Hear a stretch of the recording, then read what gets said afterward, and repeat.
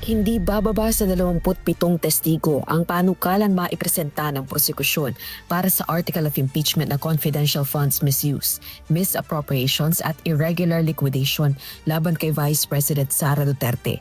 Ayon kay House Prosecution Panel Member at Manila 3rd District Representative Joel Chua, may posibilidad na mabawasan ang bilang na ito oras na matansya ng prosekusyon na nakapaglatag na ito ng matibay na ebidensya laban sa Vice Presidente. We have more or less mga 13 witnesses. So kung mas-shorten po namin yung proseso, let's say after presenting 8 or 9 witnesses, tingin namin solid na. So we can move on to the next article. Simula ngayong araw at bukas, August 3 at 4, ihaharap ng prosecution team ang dalawang kinatawan mula sa Commission on Audit o COA.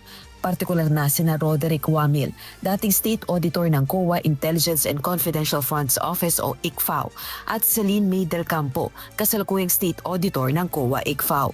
Ito ay upang matukoy kung naaayon ba sa panuntunan ng paggamit ng daang milyong pisong halaga ng confidential funds ng OVP at DepEd. Ito po yung sumuri ng confidential fund kung saan po ginamit.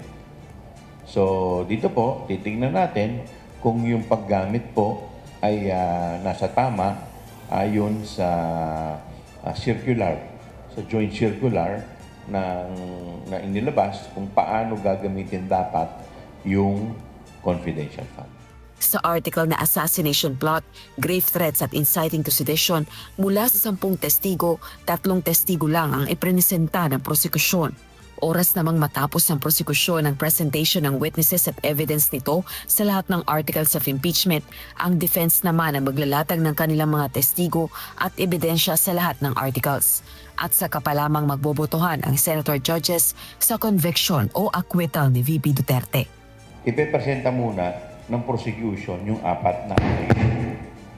Kung hindi po, unless, of course, meron po kaming i-waive na isang article. Kunwari, 1 o 2. Sa tingin namin, pagkatapos ipresenta yung 2, matibay na, pupunta na po tayo sa defense. Pagkatapos po magpresenta ng defense sa 3 o 4 na article na aming pinesenta, saka pa lamang po magbubutuhan ang mga senator judges kada article.